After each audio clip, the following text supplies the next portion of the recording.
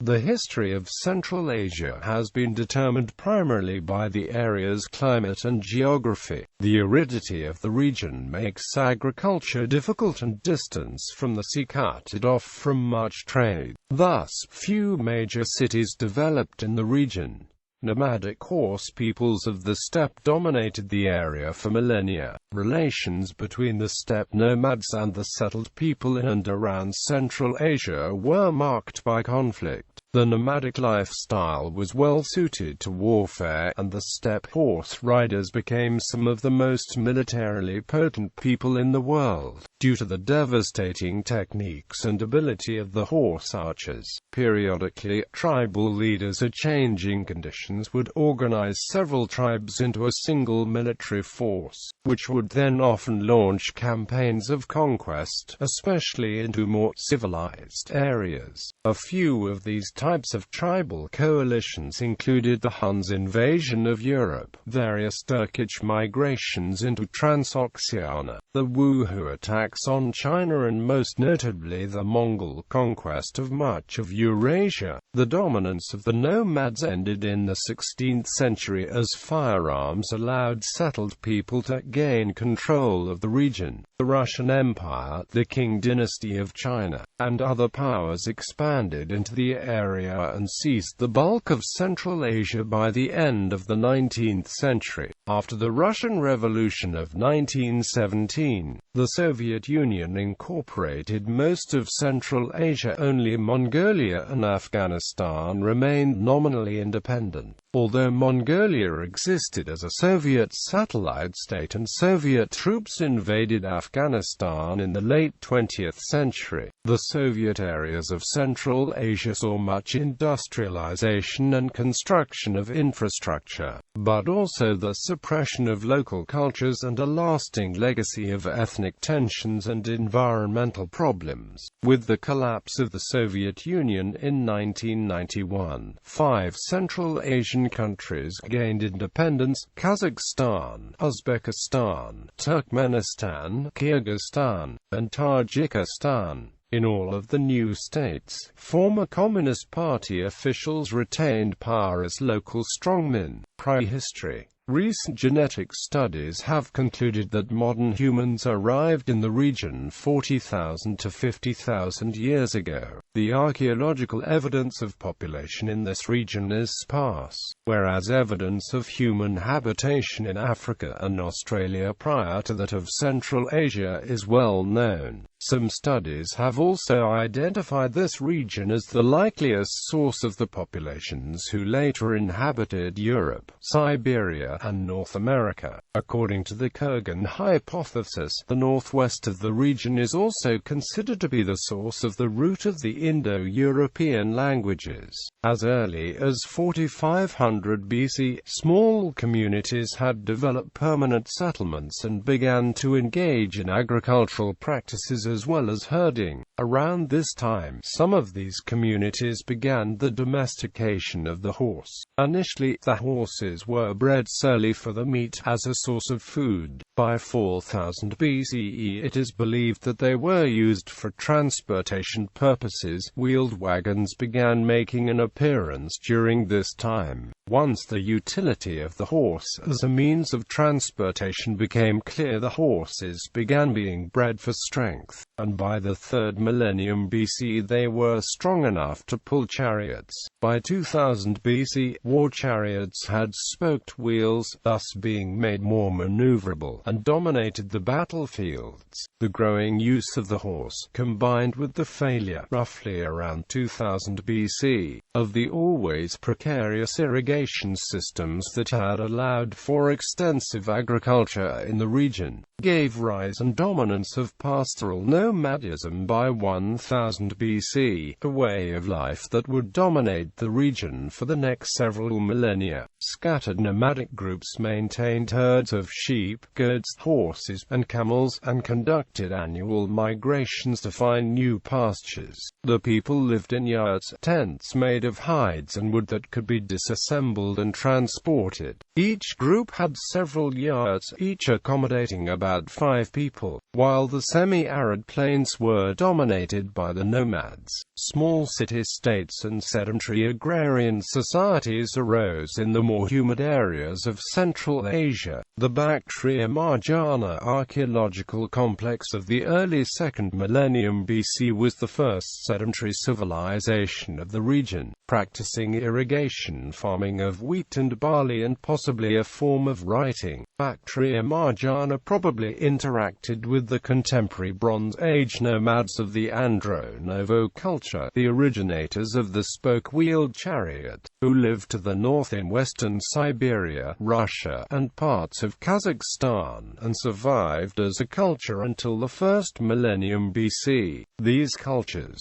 particularly Bactria Margiana, have been posited as possible representatives of the hypothetical Aryan culture ancestral to the speakers of the Indo-Iranian languages. Later, the strongest of Sogdian city-states of the Fergana Valley rose to prominence. After the 1st century BC, these cities became home to the traders of the Silk Road and grew wealthy from this trade. The steppe nomads were dependent on these settled people for a wide array of goods that were impossible for transient populations to produce. The nomads traded for these when they could, but because they generally did not produce goods of interest to sedentary people, the popular alternative was to carry out raids. A wide variety of people came to populate the steppes. Nomadic groups in Central Asia included the Huns and other Turks, the Tocharians, Persians, Scythians and other Indo-Europeans, and a number of Mongol groups. Despite these ethnic and linguistic differences, the steppe lifestyle led to the adoption of very similar culture across the region. Ancient era. In the 2nd and 1st millennia BC, a series of large and powerful states developed on the southern periphery of Central Asia. These empires launched several attempts to conquer the steppe people, but met with only mixed success. The Median Empire and Achaemenid Empire both ruled parts of Central Asia. The Xiongnu Empire AD may be seen as the first Central Asian empire which set an example for later Gokturk and Mongol empires. Xiongnu's ancestor Shani tribe founded Zhongshan State in Hebei Province, China. The title Chani was used by the Xiongnu rulers before modern Chani, so it is possible that statehood history of the Xiongnu began long before Huan's rule. Following the success of the Han-Xiongnu War, Chinese states would also regularly strive to extend the power westwards. Despite the military might, these states found it difficult to conquer the whole region. When faced by a stronger force, the nomads could simply retreat deep into the steppe and wait for the invaders to leave. With no cities and little wealth other than the herds they took with them, the nomads had nothing they could be forced to defend. An example of this is given by Herodotus's detailed account of the futile Persian campaigns against the Scythians. The Scythians, like most nomad empires, had permanent settlements of various sizes, representing various degrees of civilization. The vast fortified settlement of Kamenka on the Dnieper River, settled since the end of the 5th century BC, became the center of the Scythian kingdom ruled by Attius, who lost his life in a battle against Philip II of Macedon in 339 BC. Some empires, such as the Persian and Macedonian empires, did make deep inroads into Central Asia by founding cities and gaining control of the trading centers. Alexander the Great's conquest spread Hellenistic civilization all the way to Alexandria Esquit, established in 329 BC in modern Tajikistan. After Alexander's death in 323 BC, his Central Asian territory fell to the Seleucid Empire during the Wars of the Diadochi. In 250 BC, the Central Asian portion of the empire succeeded as the Greco-Bactrian kingdom. which had extensive contacts with India and China until its end in 125 BC. The Indo-Greek kingdom, mostly based in the Punjab region but controlling a fair part of Afghanistan, pioneered the development of Greco-Buddhism. The Kushan kingdom thrived across a wide swath of the region from the 2nd century BC to the 4th century AD, and continued Hellenistic and Buddhist traditions. These states prospered from the position on the Silk Road linking China and Europe. Likewise, in eastern Central Asia, the Chinese Han Dynasty expanded into the region at the height of its imperial power. From roughly 115 to 60 BC, Han forces fought the Xiongnu over control of the oasis city-states in the Tarim Basin. The Han was eventually victorious and established the Protectorate of the Western regions in 60 BC, which dealt with the region's defense and foreign affairs. Chinese rule in Tarim Basin was replaced successively with Kushans and Hephtalites. Later, external powers such as the Sassanid Empire would come to dominate this trade. One of those powers, the Parthian Empire, was of Central Asian origin, but adopted Persian Greek cultural traditions. This is an early example of a recurring theme of Central Asian history. Occasionally nomads of Central Asian origin would conquer the kingdoms and empires surrounding the region, but quickly merge into the culture of the conquered peoples. At this time, Central Asia was a heterogeneous region with a mixture of cultures and religions. Buddhism remained the largest religion, but was concentrated in the east.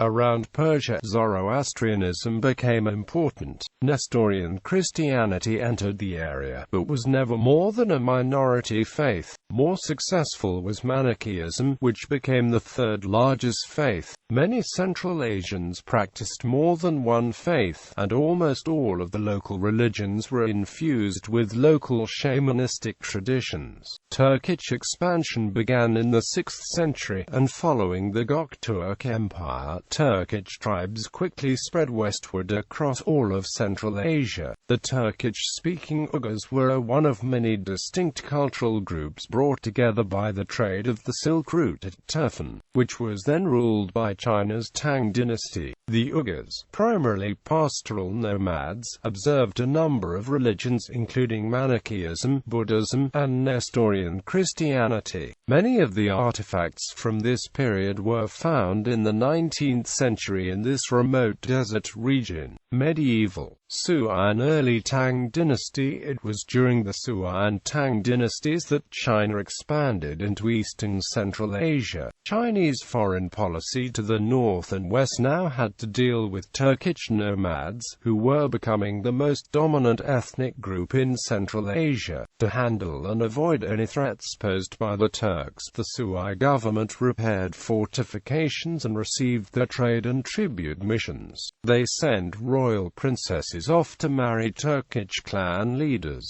a total of 4 of them in 597, 599, 614, and 617. The Sui stirred trouble and conflict amongst ethnic groups against the Turks. As early as the Sui dynasty, the Turks had become a major militarized force employed by the Chinese. When the Khitans began raiding northeast China in 605, a Chinese general led 20,000 Turks against them, distributing Khitan livestock and women to the Turks as a reward. On 2 occasions between 635 and 636, Tang royal princesses were married to Turk mercenaries or generals in Chinese service. Throughout the Tang dynasty until the end of 755, there were approximately 10 Turkish generals serving under the Tang. While most of the Tang army was made of Fubing Chinese conscripts, the majority of the troops led by Turkish generals were of non-Chinese origin, campaigning largely in the western frontier where the presence of Fubing troops was low. Some Turkish troops were nomadicized Han Chinese, a Desanicized people. Civil war in China was almost totally diminished by 626. Along with the defeat in 628 of the Ordo's Chinese warlord Liang Shidu. After these internal conflicts, the Tang began an offensive against the Turks. In the year 630, Tang armies captured areas of the Ordo's desert, modern-day Inner Mongolia province, and southern Mongolia from the Turks. After this military victory, Emperor Taizong won the title of Great Khan amongst the various Turks in the region who pledged their allegiance to him and the Chinese Empire. On June 11, 631, Emperor Taizong also sent envoys to the Zhui and Chuo bearing gold and silk in order to persuade the release of enslaved Chinese prisoners who were captured during the transition from Sui to Tang from the northern frontier. This embassy succeeded in freeing 80,000 Chinese men and women who were then returned to China. While the Turks were settled in the Ordos region, the Tang government took on the military policy of dominating the central steppe. Like the earlier Han Dynasty, the Tang dynasty, along with Turkish allies like the Uyghurs, conquered and subdued Central Asia during the 640s and 650s. During Emperor Taizong's reign alone, large campaigns were launched against not only the Gok Turks, but also separate campaigns against the Tuyuhun and the Zhui and Chuo. Taizong also launched campaigns against the oasis states of the Tarim Basin, beginning with the annexation of Gaochang in 640. The nearby kingdom of Karasar was captured by the Tang in 644 and the kingdom of Kucha was conquered in 649. The expansion into Central Asia continued under Taizong's successor, Emperor Gaozong, who invaded the Western Turks ruled by the Khagan Ashina-Helu in 657 with an army led by Su Dingfang. Ashina was defeated and the Khaganate was absorbed into the Tang Empire. The territory was administered through the Angsi Protectorate and the 4 garrisons of Angsi. Tang hegemony beyond the Pamir Mountains in modern Tajikistan and Afghanistan ended with revolts by the Turks, but the Tang retained a military presence in Xinjiang. These holdings were later invaded by the Tibetan Empire to the south in 670. For the remainder of the Tang dynasty, the Tarim Basin alternated between Tang and Tibetan rule as they competed for control of Central Asia.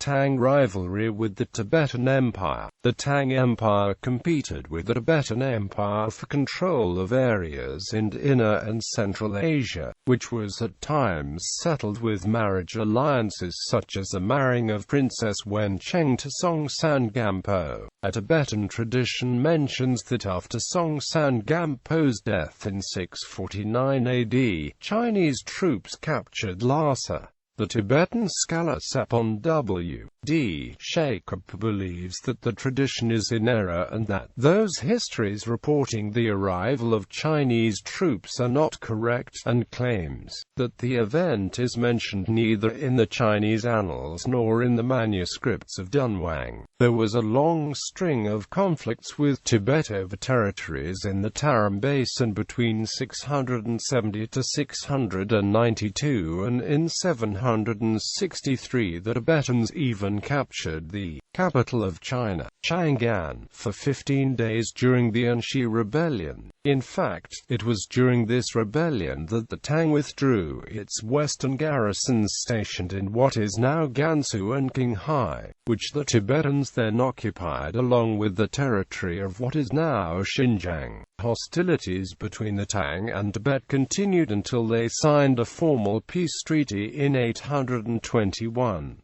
The terms of this treaty, including the fixed borders between the two countries, are recorded in a bilingual inscription on a stone pillar outside the Jokang Temple in Lhasa. Islamic Empires. In the 8th century, Islam began to penetrate the region. The desert nomads of Arabia could militarily match the nomads of the steppe. and the early Arab Empire gained control over parts of Central Asia. The early conquests under Qutayba ibn Muslim were soon reversed by a combination of native uprisings and invasion by the Turkish, but the collapse of the Turkish Khaganate after 738 opened the way for the reimposition of Muslim authority under Nasir ibn Sayyid. The Arab invasion also saw Chinese influence expelled from western Central Asia. At the Battle of Talis in 751, an Arab army decisively defeated a Tang dynasty force,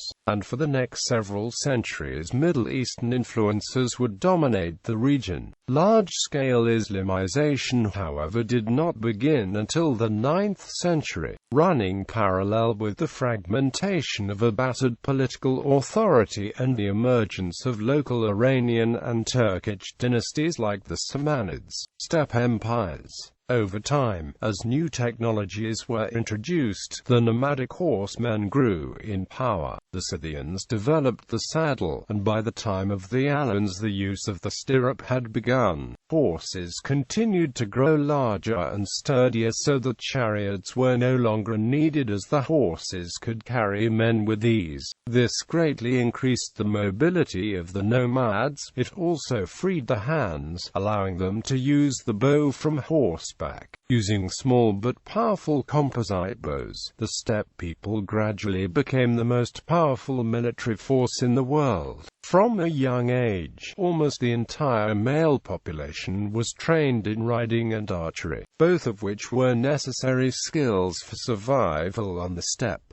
By adulthood, these activities were second nature. These mounted archers were more mobile than any other force at the time, being able to travel 40 miles per day with ease. The steppe peoples quickly came to dominate Central Asia, forcing the scattered city-states and kingdoms to pay them tribute to face annihilation. The martial ability of the steppe peoples was limited, however, by the lack of political structure within the tribes. Confederations of various groups would sometimes form under a ruler known as a Khan. When large numbers of nomads acted in unison, they could be devastating, as when the Huns arrived in Western Europe. However, tradition dictated that any dominion conquered in such wars should be divided among all of the Khan's sons, so these empires often declined as quickly as they formed.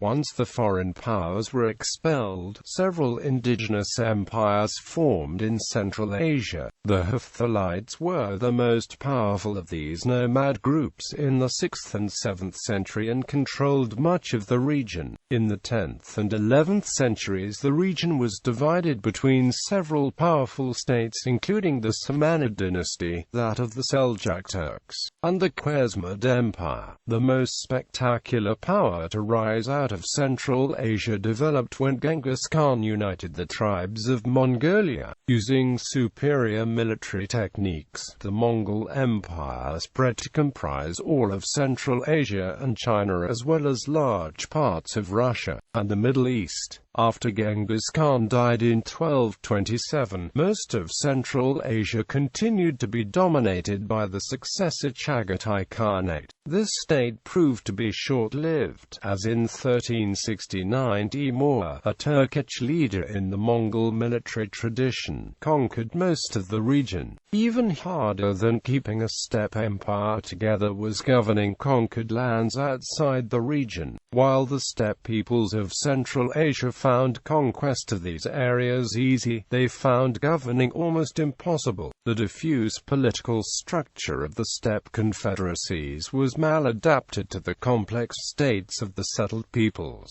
Moreover, the armies of the nomads were based upon large numbers of horses, generally 3 or 4 for each warrior. Maintaining these forces required large stretches of grazing land not present outside the steppe. Any extended time away from the homeland would thus cause the steppe armies to gradually disintegrate. To govern settled peoples, the steppe peoples were forced to rely on the local bureaucracy, a factor that would lead to the rapid assimilation of the nomads into the culture of those they had conquered. Another important limit was that the armies, for the most part, were unable to penetrate the forested regions to the north. Thus, such states as Novgorod and Muscovy began to grow in power. In the 14th century, much of Central Asia, and many areas beyond it, were conquered by Timur, who was known in the West as Tamerlane. It was during Timur's reign that the nomadic steppe culture of Central Asia fused with the settled culture of Iran. One of its consequences was an entirely new visual language that glorified Timur and subsequent Timurid rulers. This visual language was also used to articulate the commitment to Islam. Timur's large empire collapsed soon after his death. However, the region then became divided among a series of smaller khanates, including the Khanate of Khiva, the Khanate of Bukhara, the Khanate of Kokand, and the Khanate of Kashgar. Colonization period. Central Asian land trade bypassed by nautical advances. The lifestyle that had existed largely unchanged since 500 BCE began to disappear after 1500. An important change in the world economy in the 14th and 15th century was brought about by the development of nautical technology. Ocean trade routes were pioneered by the Europeans, who were cut off from the Silk Road by the Muslim states that controlled its western termini. The trade between East Asia, India, Europe, and the Middle East began to move over the seas and not through Central Asia. The disunity of the region after the end of the Mongol Empire also made trade and travel far more difficult, and the Silk Road went into a steep decline. An even more important development was the introduction of gunpowder-based weapons. The Gunpowder Revolution allowed settled peoples to defeat the steppe horsemen in open battle for the first time. Construction of these weapons required the infrastructure and economies of large societies and were thus impractical for nomadic peoples to produce. The domain of the nomads began to shrink as, beginning in the 15th century, the settled powers gradually began to conquer Central Asia. The last steppe empire to emerge was that of the Dzungars, who conquered much of East Turkestan and Mongolia. However, in a sign of the changed times, they proved unable to match the Chinese and were decisively defeated by the forces of Qing dynasty. In the 18th century, the Qing emperors, themselves originally from the far eastern edge of the steppe, campaigned in the west and in Mongolia, with the Qianlong emperor taking control of Xinjiang in 1758. The Mongol threat was overcome and much of Inner Mongolia was annexed to China. The Chinese dominion stretched into the heart of Central Asia and included the Khanate of Kokand, which paid tribute to Peking. Outer Mongolia and Xinjiang did not become provinces of the Chinese Empire, but rather were directly administered by the Qing dynasty. The fact that there was no provincial governor meant that the local rulers retained most of the powers, and this special status also prevented emigration from the rest of China into the region. Persia also began to expand north, especially under the rule of Nadir Shah, who extended Persian dominion far past the Oxus. After his death, however, the Persian Empire rapidly crumbled. Russian expansion into Central Asia. The Russians also expanded south, first with the transformation of the Ukrainian steppe into an agricultural heartland, and subsequently onto the fringe of the Kazakh steppes, beginning with the foundation of the fortress of Orenburg. The slow Russian conquest of the heart of Central Asia began in the early 19th century, although Peter the Great had sent a failed expedition under Prince Bekhovich-Cherkassky against Kiev as early as the 1720s. By the 1800s, the locals could do little to resist the Russian advance, although the Kazakhs of the Great Horde under Kenezari Kasimov rose in rebellion from 1837 to 46. Until the 1870s, for the most part, Russian interference was minimal, leaving native ways of life intact and local government structures in place. With the conquest of Turkestan after 1865 and the consequent securing of the frontier, the Russians gradually expropriated large parts of the steppe and gave these lands to Russian farmers, who began to arrive in large numbers. This process was initially limited to the northern fringes of the steppe, and it was only in the 1890s that significant numbers of Russians began to settle farther south, especially in Zhetisu.